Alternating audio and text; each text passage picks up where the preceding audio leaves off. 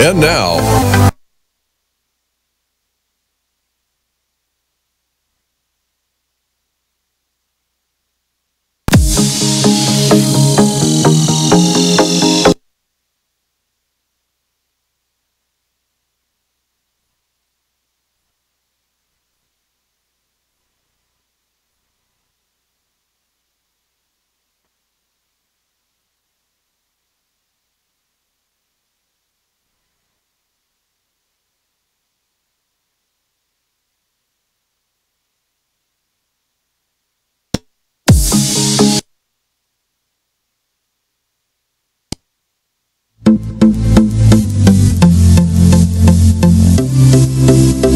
Hey everybody, good evening and welcome to and now, DPP the Rally DPP Talk Show Rally Talk Show with Claudia on the Call 360 Network. Telling you not yet.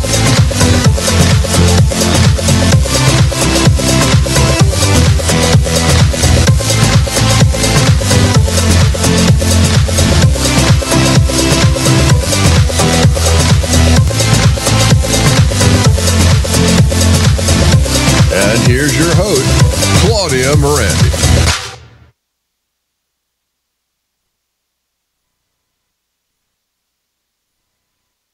Okay, hey everybody, it's Claudia Merandi. I'm the founder of the Don't Punish Pain Rally Talk Show. Welcome to the DPP Rally Talk Show with Claudia.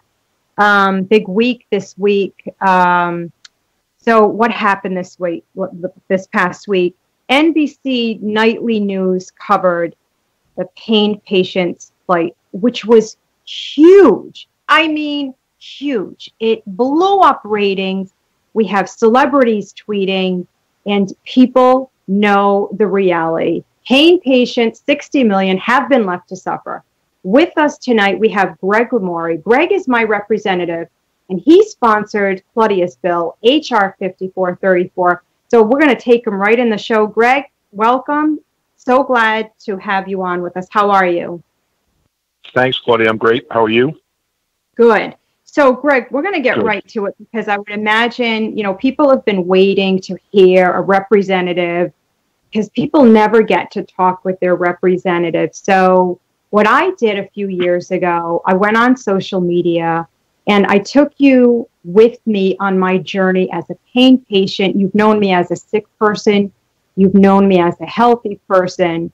And so when you first got involved with this, what were your feelings 2 years ago? Like, did you think, well, I don't think this is as serious or this is serious? What were your thoughts when it first happened?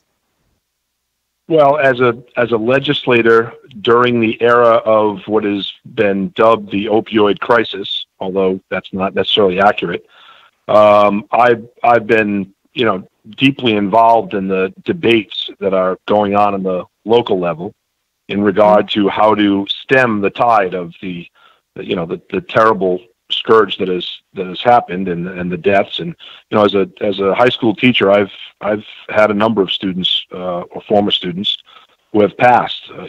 Mostly associated with fentanyl use, heroin. But this gets the legislature's attention, obviously, because constituents die, and somebody wants to do something. And so we move quickly. And we move too quickly, and we don't think of the unintended consequences. So when you came to me and we started to talk about this, and I knew of your situation and I knew of your illness, it made sense to me that whenever a legislative body or government moves too swiftly to try to address something, they usually do it in a way that is not surgical. It's with a blunt instrument. And when you do that, you make mistakes, you leave people behind, and you have terrible unintended consequences. So it didn't surprise me that, government, both federally and locally at state level, had done so in its policy making. And then I started to learn. And you forced me to learn. I think over the course of the last X number of months, since we first started working on this, you have sent me 300 links, and I have homework most weeks, because you keep sending me the links, but I've come to really appreciate and empathize with the struggles that so many people go through, really based on ill-conceived policy that does not take into account individual circumstances. Yeah. And, Greg, I was so fortunate because you're literally in my backyard. But in states like North Carolina, people don't know, like, how do I find my representative?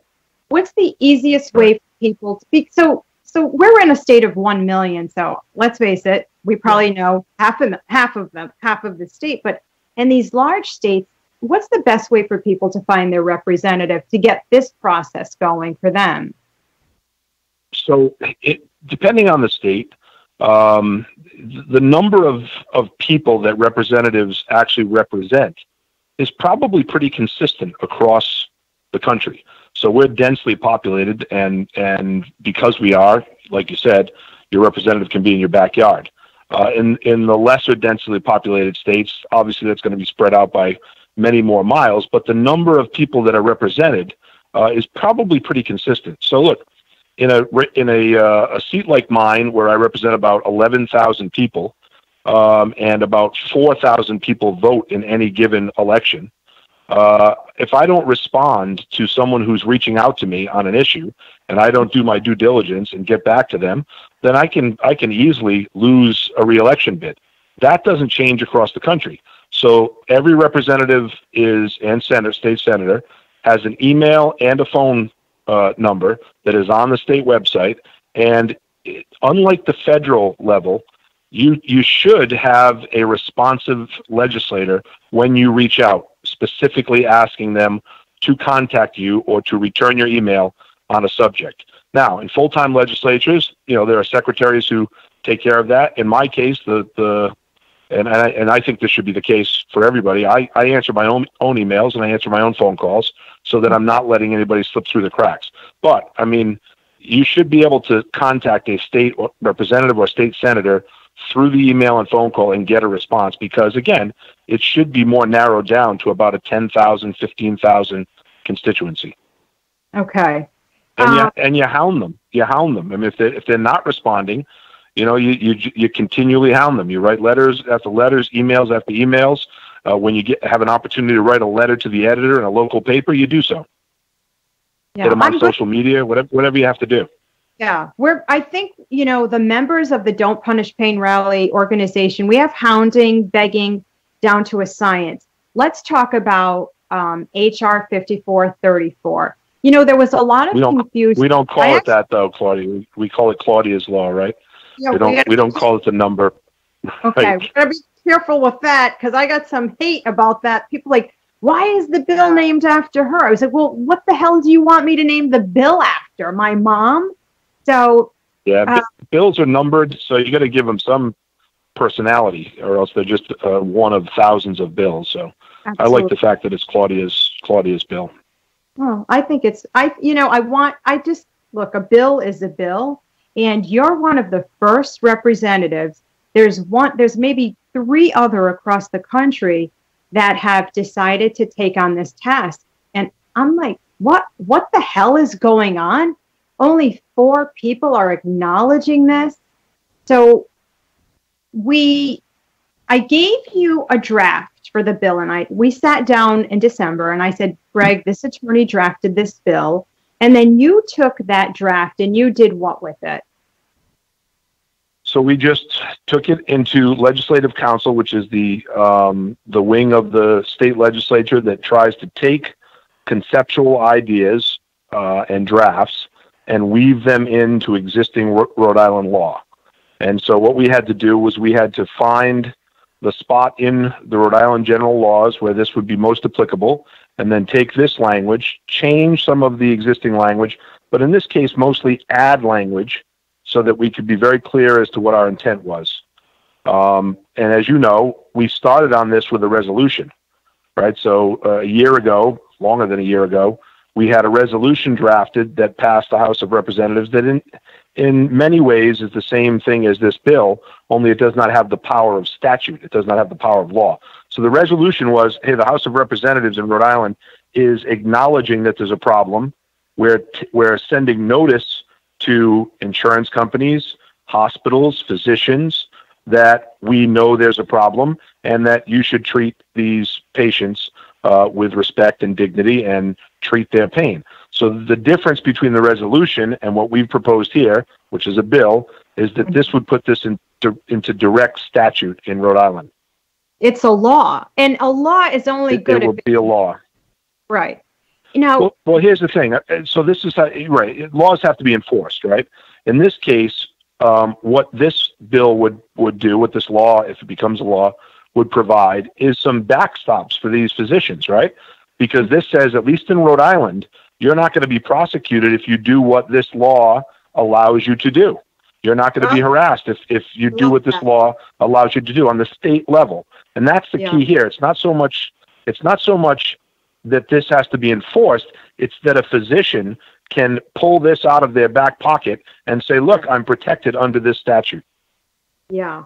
And Greg, when I went into Rite Aid the night after health, education, and welfare, the pharmacist came up to me. He's like, let me tell you, this bill has to pass because I can sleep at night knowing I can say, look, here's the bill. It means I have to fill this script because so many pharmacists are fearful to fill these scripts. So when I saw that in the bill, and we know that bill gets shipped off to a bill writer and sometimes we'll get it back.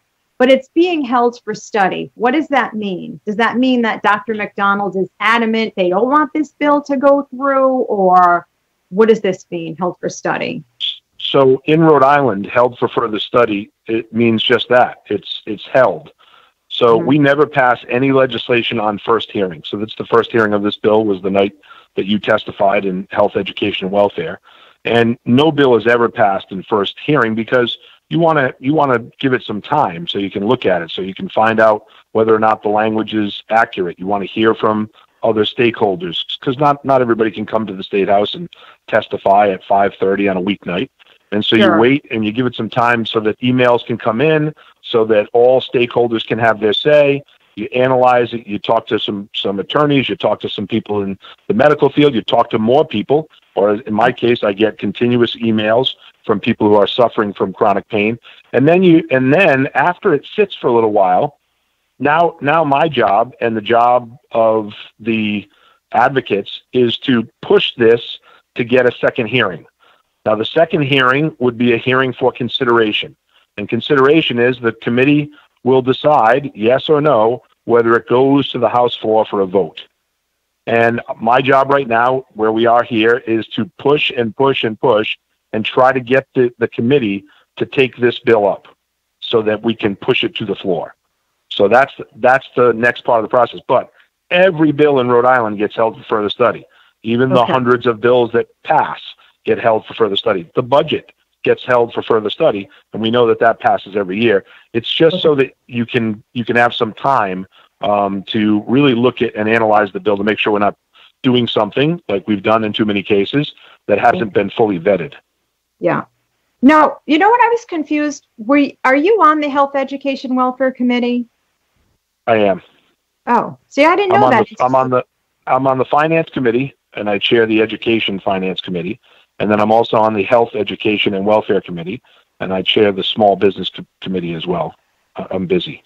In fact, when I left that hearing that night, I went to the Finance Committee. So I'm on 3 committees. But I am on that one. I've been on that one on and off since I was elected in 2012. All right. So I think what could be a deal breaker for this bill is the fact that Dr. Vanilla Singh, who chairs Health Human Services Task Force, has been inundated, I don't know, millions of emails and tweets she received, pull the CDC, the CDC guidelines. There's only one solution to this. Those CDC guidelines need to be pulled. If not, our suicide list will continuously grow. And I mean, I wake up to 300 messages daily. I think it's taking a toll on me. I would never want Dr. Singh's job right now. I also think what we have in our favor is that the AMA does not support the CDC guidelines. And also, when Hannah from the Rhode Island ACLU showed up and said, we support the bill, I thought I was going to have a full stroke because I have hounded them for 2 years and they said there was nothing they could do. So to see Hannah there that night, it was traumatic for me. but I felt, wow, I think we could have a chance. But with you in my corner, and, I'm not saying this because I like you, but I do like you, but you are the most well-liked representative in the state. And I'm like, oh my God, like all the stars were aligned. And I've got Greg Amore, and I'll go in grocery stores just to give a background about you. And I'll see like guidance counselors that you and I had way back 30 years ago. And they're like, let me tell you, if there's anybody that can get legislation put through, it's Greg Amore. And sometimes I get emotional because I feel so badly. These other states, Arkansas, Mississippi, Louisiana, Texas, Alabama, the horror stories I hear, the representatives don't call them back. So we're going to take our first caller. I know people are eager to speak with you. We're going to take on caller with area code 734. Hi, welcome to the show. Who am I talking with? Hi, it's Melissa. Hi, Melissa. Where are you calling from? I am in Michigan. What's your question? Well, what I would like to know is, just let me give you a briefing. I saw a certain pain doctor for 6 years, no issues. All of a sudden, one day he says, I'm no longer comfortable treating you, and that was it. What can I do as a patient? Complain to the medical board, or I just think it's unfair that I was out of nowhere. He's no longer comfortable treating me. My condition has no cure, and there's nothing else that can be done, and I have proven that. Listen, the doctors are fearful because of the DEA. So, Greg, do you know how involved the DEA is with the medical board? Has that been brought to your attention? No, I don't. I mean, I'm basically dealing with this on the state level, so I'm not really in tune with the federal aspect of this. Yeah. So that's the issue. The doctors are fearful to prescribe. And Melissa, I wish I had an answer for you. But it's the same, it's over and over. The doctors they don't feel protected. They feel like they're going to have their license taken away. Go back to your doctor, try your primary care physician, do whatever you can. It's horribly unfair, but we want you, you just have to reach out to your representative, do what I'm doing. Okay. That's all we can do at this point. Ask your doctor, get something in writing. Say, I want it in writing why you're not comfortable. Thank you for your call, Melissa. Let's take in area code 225. Hi there. Who's calling? Hi, this is Dr. Feldman. Oh, Dr. Feldman, my favorite doctor. So, Dr. Feldman, this is Representative Greg Amore. And Greg, Dr. Feldman has, Dr. Feldman, let's give Greg your story quickly. Greg, I feel like I know you already from Claudia, so feel free to call me Doc or Arnold.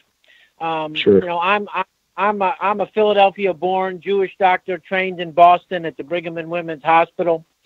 Original training, graduated a long time ago in the 80s, and immediately went into private practice, anesthesiology, developed a pain practice, and I had arguably one of the most advanced practices in the United States of America.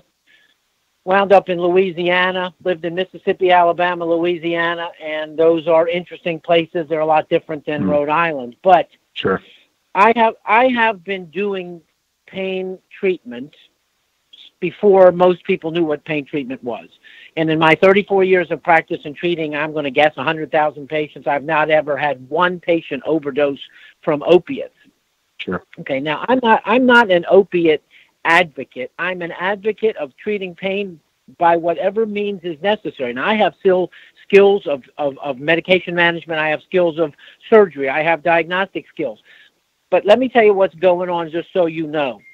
You cannot divorce the federal government from the states regarding this issue. In other words, what they're doing now is they are trolling computerized databases to see who's prescribing.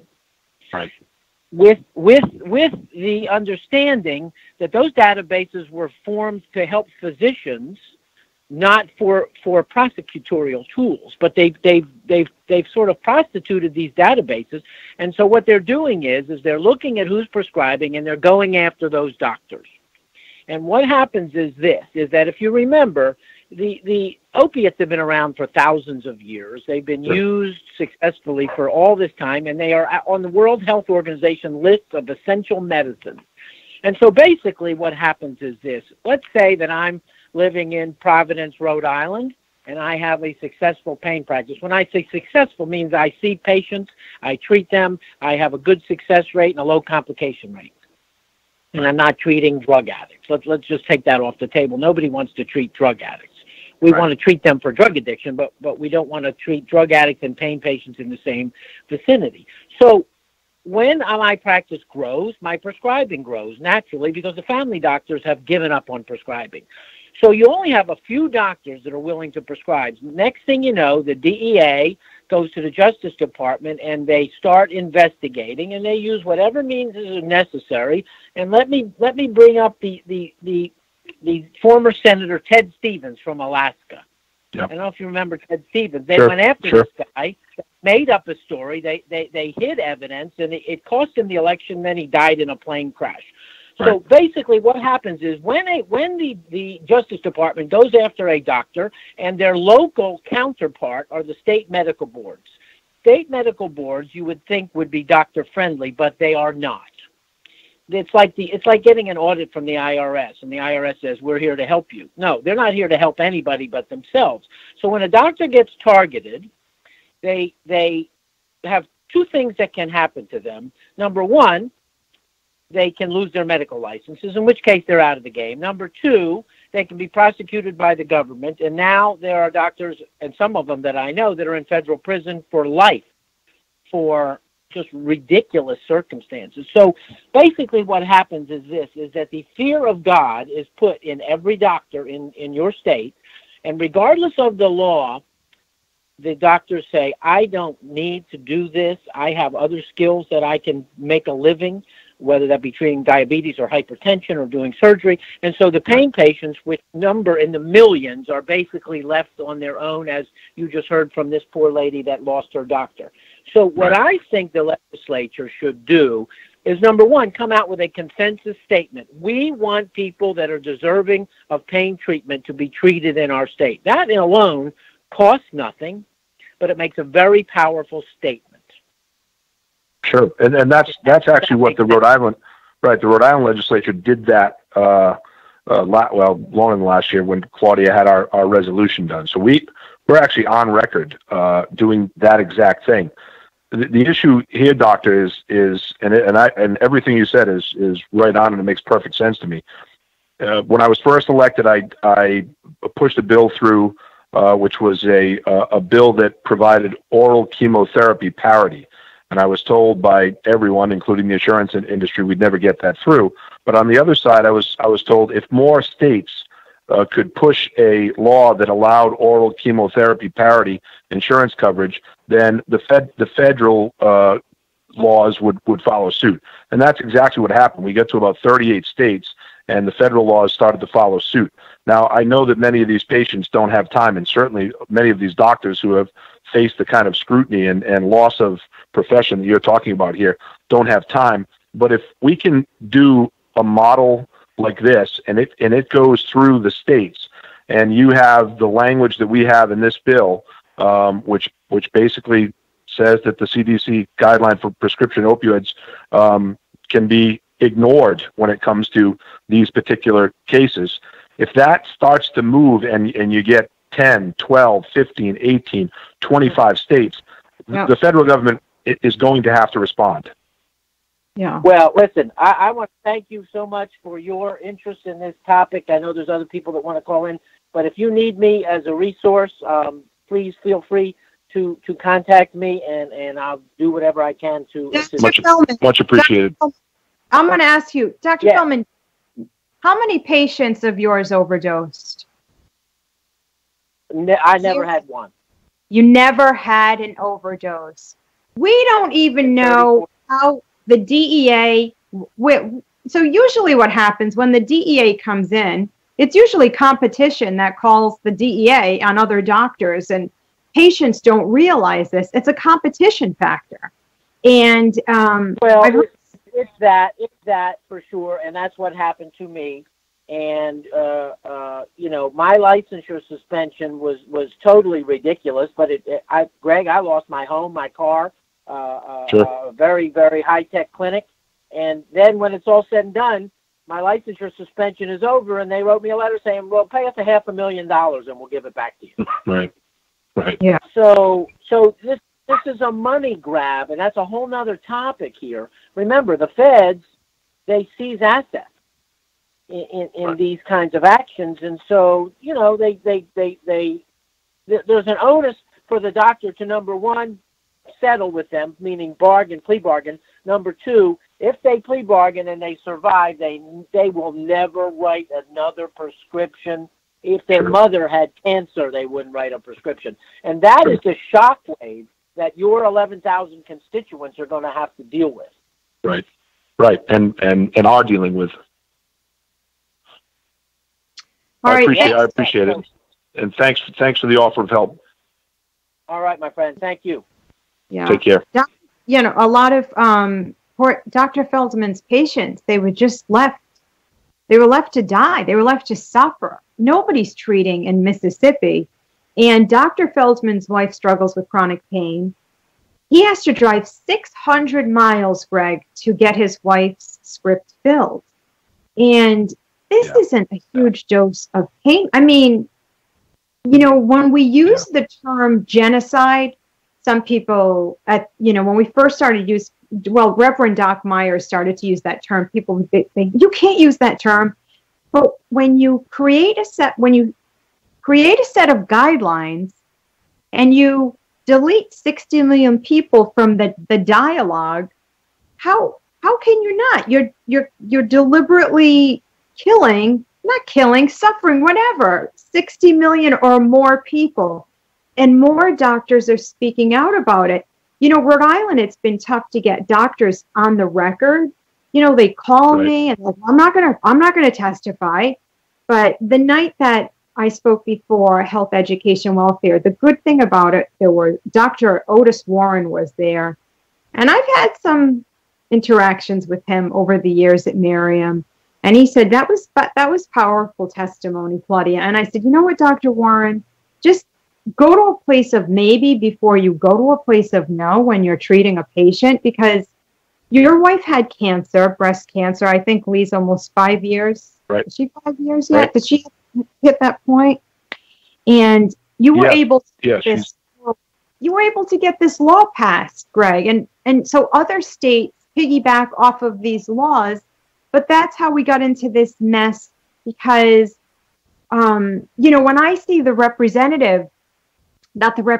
Speaker of the House say, well, we're going to start to adopt more opioid laws. I was like, oh my God, for the love of God, no more opioid laws. Don't bring any more shitty laws into Rhode Island, because we're not even helping people. And when I see the news at 6 a.m, my heart stops. That's pretty much how it works. So, Greg, right? Like, you just keep bringing in laws.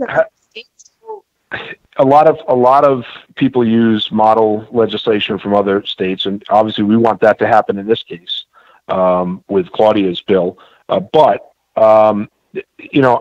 remember, politics is a world of sound bites. Policy is something different, and so you can't really go wrong by saying that you want to fight the opioid crisis. That's a popular thing for a politician to say, and especially if people in their district have loved ones or know people that have died. Now the question is, why did they die? What was the cause of the overdose? And that's when we have to get into the weeds and take some time to explain and use nuance. But the problem is that the country we live in now is absolutely against nuance. We want win, lose, black, white, soundbite, quick, and it's unfortunate. But when you get into serious subject matter like this, and I use the term unintended consequences, that's a cold term. But we just heard the doctor say, and we just heard your first caller. I mean, those are the human voices of unintended consequences. And even though it may be a minority of the population, this country was founded on the idea that the minority of the population have the same rights as everybody else and the same right to be heard. And so, it's hard work. It's slogging through. It's talking to person after person. The good news with your bill is that I have not gotten any of my colleagues to come to me and in resistance.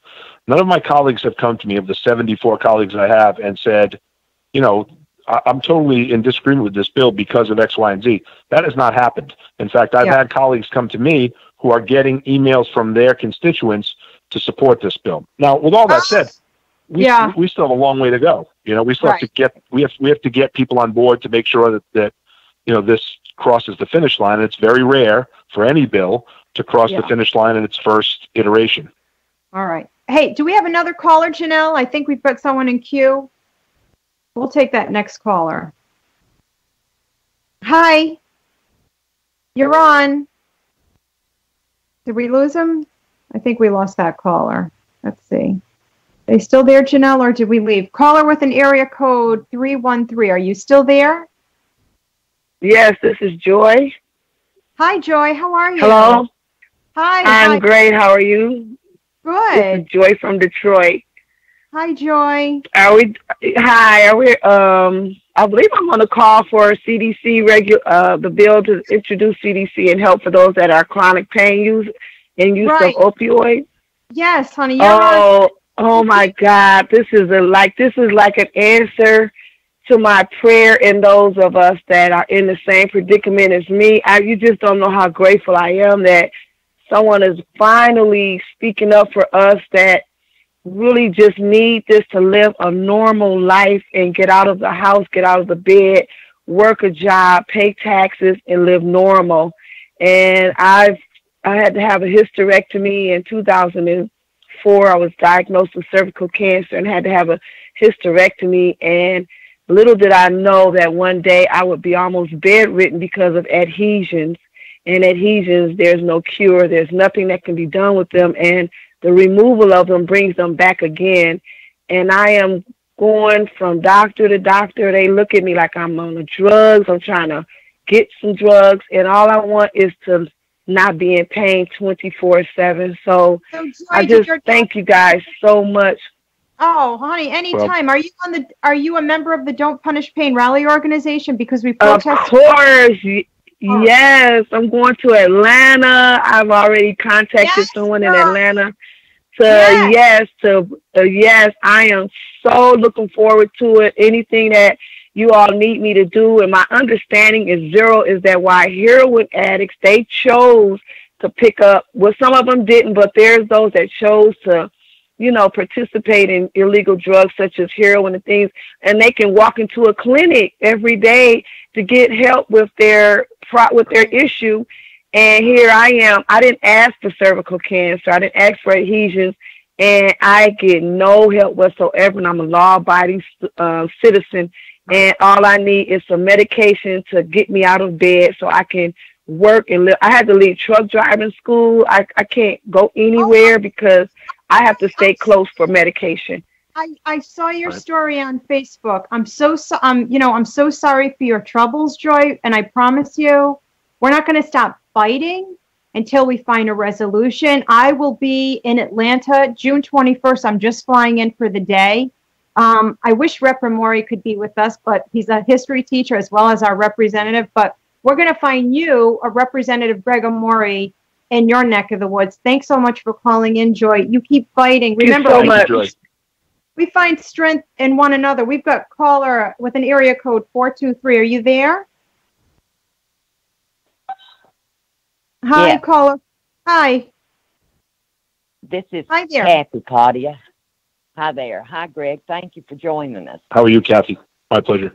I'm hanging in there, my friend.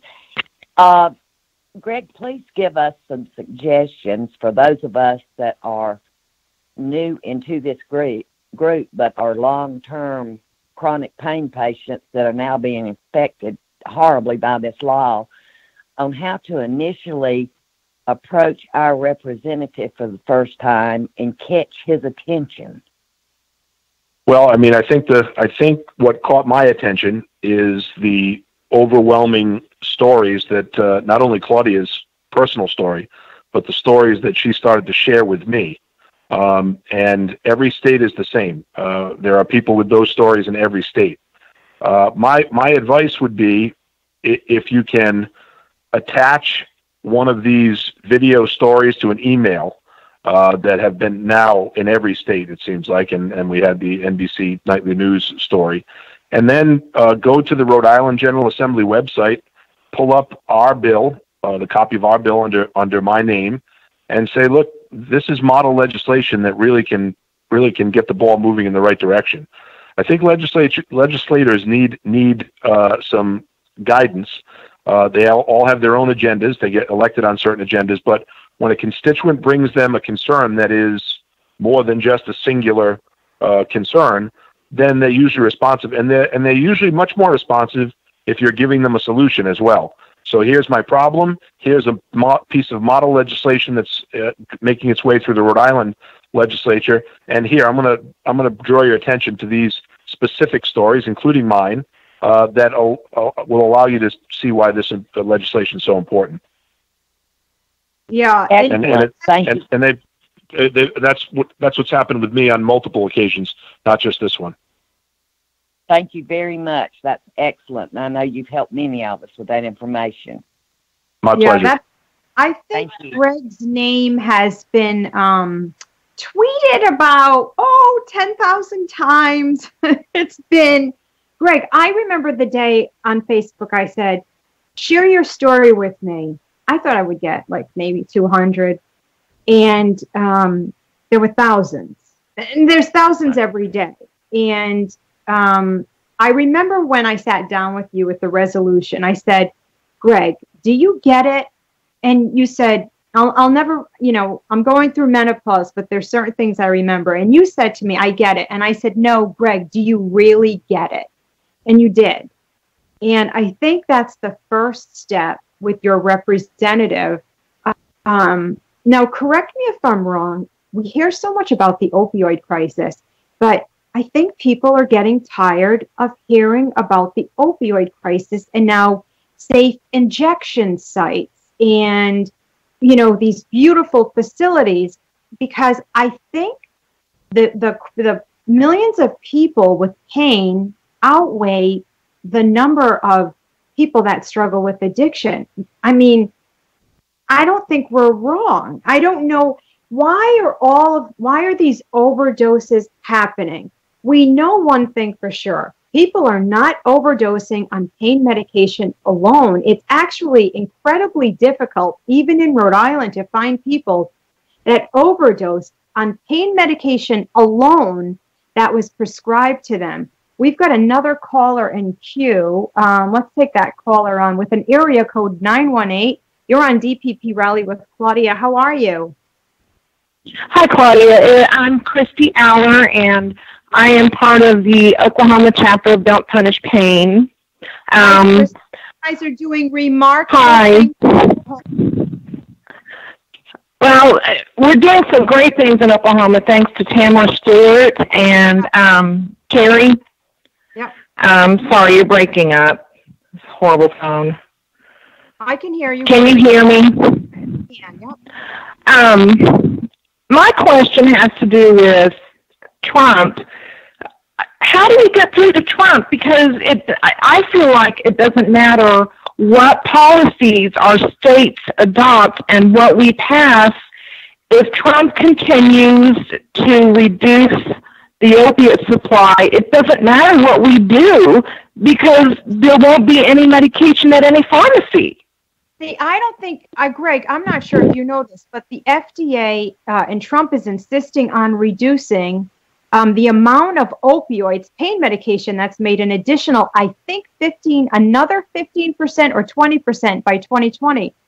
Are we going to have enough pain medication? And I asked Dr. McDonald this question before. If we have a station nightclub fire, do we have enough medication in the state to treat the wounded? For us, we're probably okay because we're on Massachusetts, Connecticut line, but is there going to be enough medication for these people with these new cuts? We've already had one cut, and I'm not sure, Greg, if you can answer that, if you know much about that. I don't. But here's what I do know is that the The nation was designed for the states to push the federal government. That's what I do know, and that's not going to satisfy anyone's need to have this addressed immediately.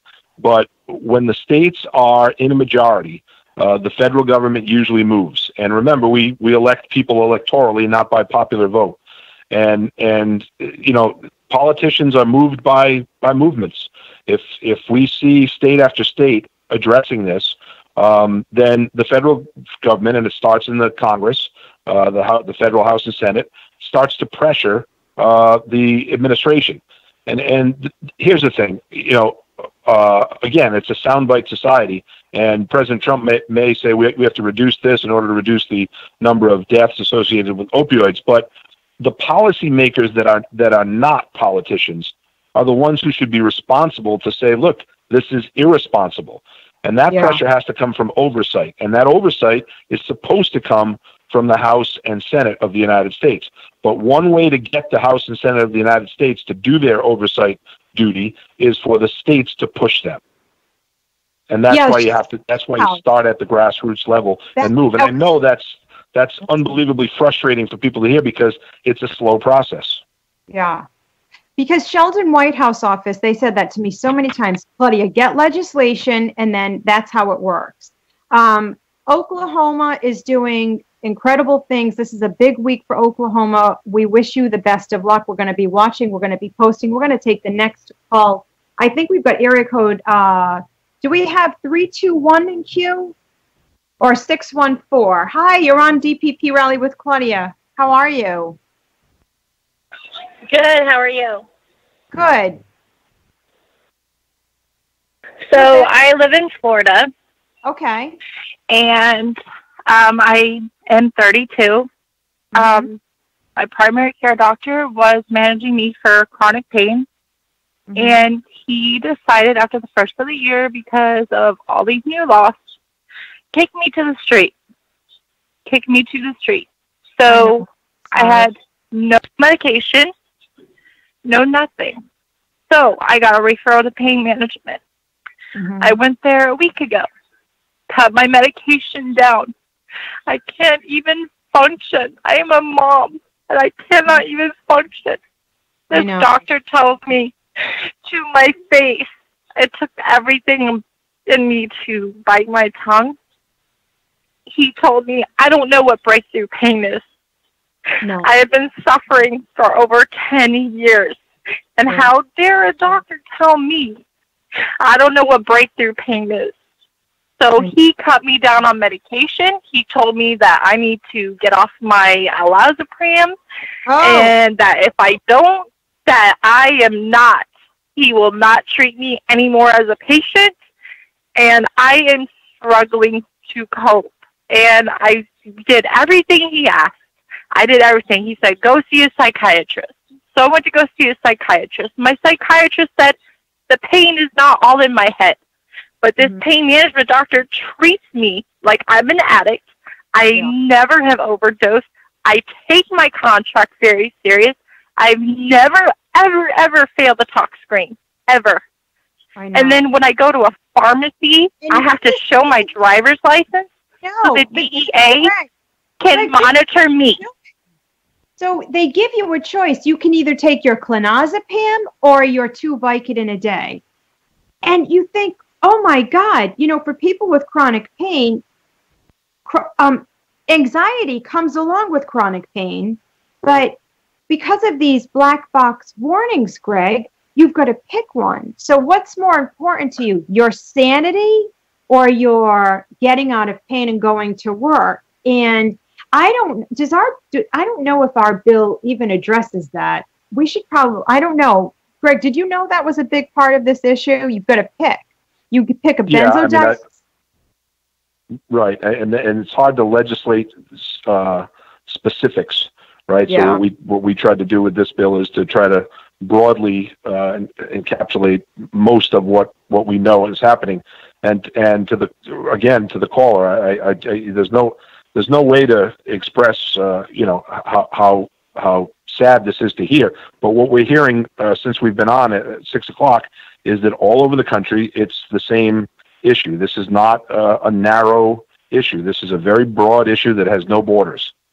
Okay, we've got another caller waiting. I think we're in area code 916. Hi, you're on with DPP Rally with Claudia. How are you? Did we lose the caller? Any caller there? Let me try one more time. I think we lost them. Janelle, did we lose the caller? Area code 614. Hi there. Who am I talking with? 614? Are you there? 614? We're 15 minutes. Claudia? Yes. Can you hear me? I can hear you. Hi. Who is this? Hi. This is Michelle, and I'm calling you from California. Hi, Michelle. Thanks for calling in. Do you have a question for Representative Amore? Well, I just wanted to tell Representative Amore that I feel like that the benzodiazepines are sorry, I was getting you on my other phone. That the benzodiazepine issue, I feel too, is an issue because, Valium for muscle spasms is also a benzodiazepine. And so you're not treating anxiety and you're not treating the muscle spasms. And so that's an issue. But my real question for Representative Amore was, how could we rein in the DEA? Because that's the whole reason the doctors aren't prescribing.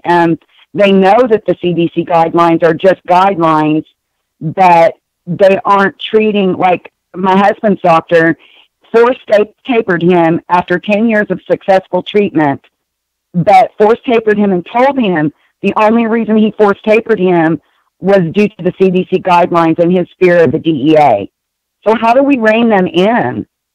So we know that in the U.S. Senate, Senator Lamar Alexander held at least one hearing. There were subcommittee hearings as well. And this issue came up in that hearing.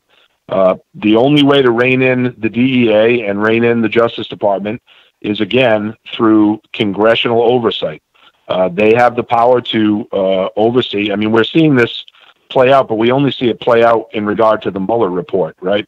We hear all about the oversight in regard to investigations into the Trump administration, et cetera, with Russia. Well, that same oversight power exists in the Congress for every issue when they're overseeing the many agencies of the federal government. So it's their job, and again, it has to be pushed by the grassroots to oversee, to bring DEA in, to put them on the hot seat, to make them answer questions, to have them produce data, and to get the truth out. The reason that the federal legislature was set up the way it is under the Constitution is so that the Senate and the House can oversee the powers of the executive branch. That has to happen, and it has to happen through, again, a grassroots effort to get these people to do their jobs.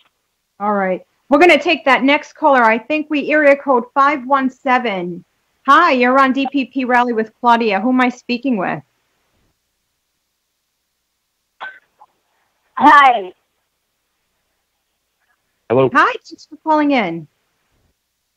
Hi, thank you. This is Judy calling from Michigan. Hi, Judy. How are you? I'm doing okay. I have been following you, Claudia, for a while now, and I am 58 years old. My husband was recently passed about 2 years ago and had chronic pain issues. Mm-hmm. They took him before he was dying, and I said, my husband's dying. You can't cut his medicine. Please do not do this to him. And they turned around and they said, well, there's nothing we can do. I'm also a chronic pain sufferer. I have been in several major car accidents. Mm-hmm. I have grandkids. I work. I produce a good life. I see a therapist. I walk the dog. I do everything I can to take care of myself. Right, proactive living. I have tried everything. Yes, I have tried I'm a positive mental attitude person, PMA all the way, And I'm very verbal. with things that I try to do, and I'm pushing here in Michigan as well, and working with your group here. Yeah, we got a great team in Michigan. We have I'm so sorry, we're running. Quick question. Do you have a quick question for Rep. Amore? Because we want to get 2 more callers, and I apologize, but you can call me. You can message me. Hey, that was a really good answer for the DEA. If that's what we need to do, that's what we need to do. There's 2 physicians that just recently lost their licenses, family physicians who've been working with patients for years and years, and good doctors. They had undercover agents go in there, and I know we're only getting a piece of the information that's going on there. Oh, and absolutely. That's not right. No, that's why, you know what we need? We need a congressional hearing. Dr. Feldman has been hounding us for it. Michigan has got a great team. Michigan Don't Punish Pain Rally protest again on May 22nd. Thank you for calling. We're taking our next caller, area code 614. Thanks for calling in. Do you have a question for Rep. Amore? We're about 9 minutes left.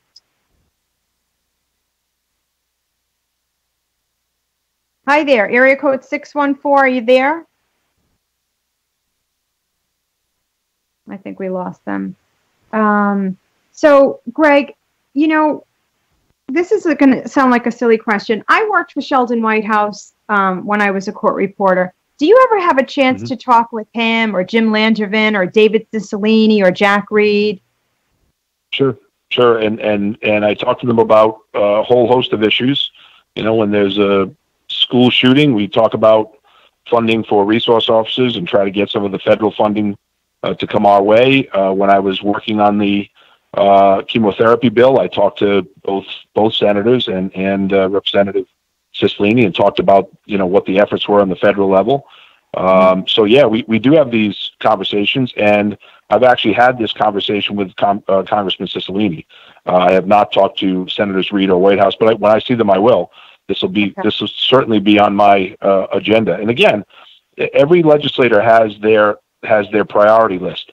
But the more they hear from people, and the more they hear the stories that you know, you and I you are tremendously familiar with, I'm now very familiar with, based on our communications, and then to hear people call in today with these stories, you know, that's what legislators need to hear, and they need to know that this is not a one-off, because everybody that we listen to today, you know, these are compelling stories. I don't think there's anybody that's listening that could question the credibility, the sincerity, and the desperation in all of these callers' voices.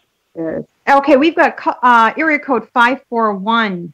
You're on DPP Rally with Claudia. Thanks for calling in. Hello? Hi. Hi, how are you? Good. Hello. Hi there. Do you have a question? I do. Can you hear me okay? I can. What's your name? My name's Terry McFarland. I'm calling from Oregon. Hi, As we all know, the worst state in the union right now to be a chronic pain patient. I tell you, they're murdering people. We're down to about 3.5 minutes, and Oregon is doing a phenomenal job. And my heart goes out. The next batch of money that comes in with the GoFundMe goes right over to Oregon to promote the commercial. What's your Terry? What's your question for Rep. Amore? Because we're about 2 minutes left. My question is, how are all of the different government bodies ignoring the suicides that are happening, not just with the civilian sector, but with all of our vets that have been completely cut off of their medications? I mean, people are dying all over, committing suicide, and it's being ignored. So, Greg, you know about the suicides. We addressed that at the, you know, and sure, it's actually in our definition of chronic intractable pain, and that definition, you know, I can't find it anywhere else in Rhode Island statute where we talk about the producing a desire to commit suicide. That's in our definition.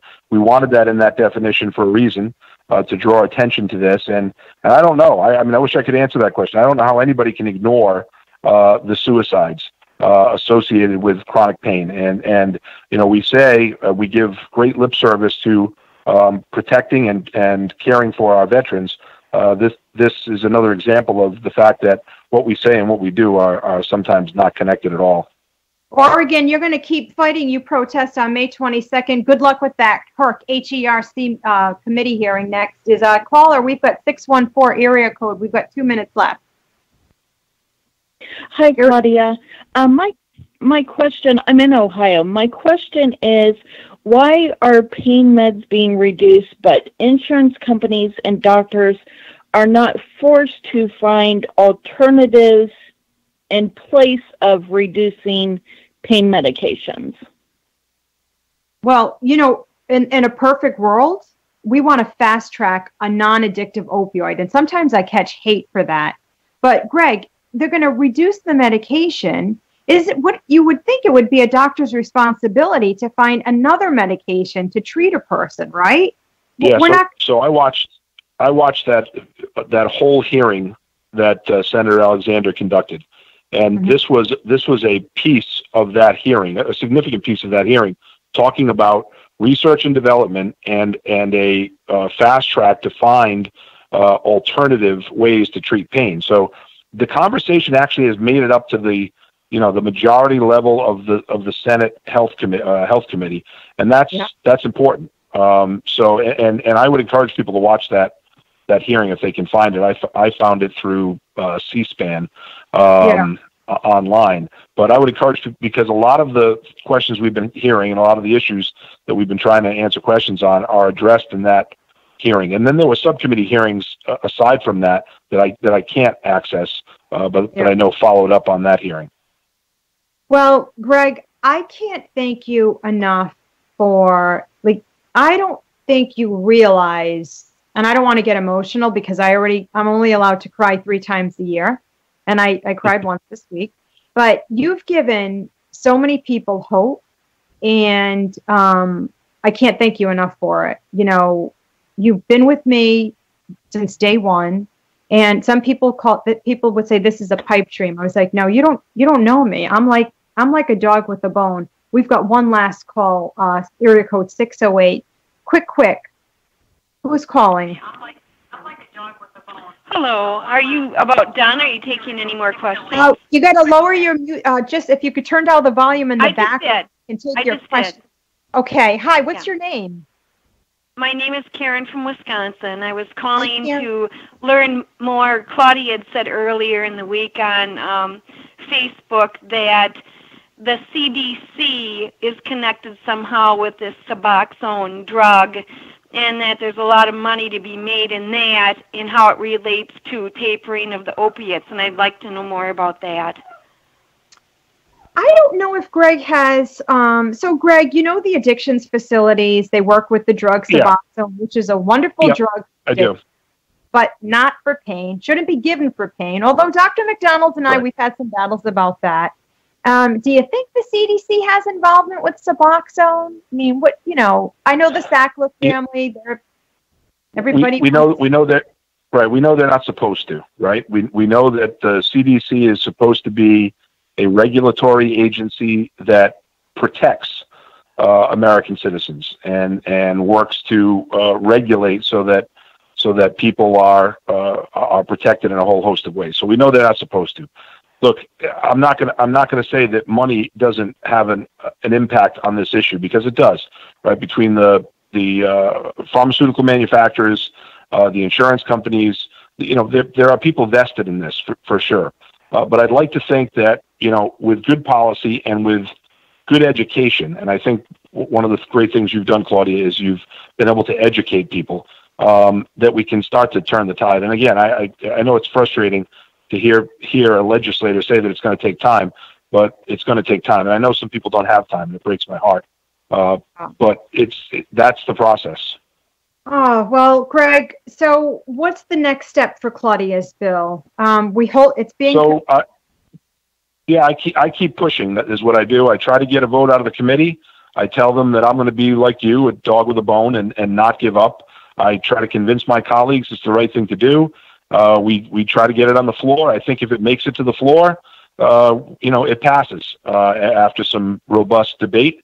And then we try to move it on to the Senate, and it goes through the same process as exists in all the states. But it is something that is on the top of my list, and it's something that I talk about almost daily. So we just keep pushing. And we're a part-time session, correct? So we stop. We're a part-time legislature. We stop in the end of June. So if we don't get it moved before the end of June, then come January, it'll be the first thing we do again.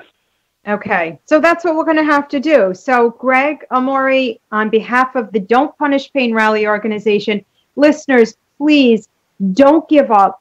Please hang in there. I promise you, help is on the way. I want to advocate for everybody every minute of every day, but I can't.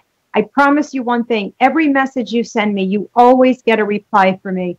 I'm an inpatient advocate in Rhode Island. If you need me at Miriam, if you need me at Rhode Island Hospital, if you're a veteran in Rhode Island, Jack Reed has been actually pretty good about helping us. Everybody, thanks for tuning in. DPP Rally with Claudia. Huge thanks to Representative Greg Amore. Greg is setting a precedent, and with the grace of God, many other states will piggyback off of this legislation like many other states, like we've done with many other bills. Greg, it's an honor. I'll talk with you soon. Everybody, we'll see you next Sunday night. Next Sunday is Easter, so we are going to be repeating this show again so you folks can hear the same and, take notes so you can, get on, do the same thing that I've done in Rhode Island, and we're going to help you find your representative. You all have a great night. We'll talk with you soon. You keep fighting. I find my strength in you. Have a great night, everybody.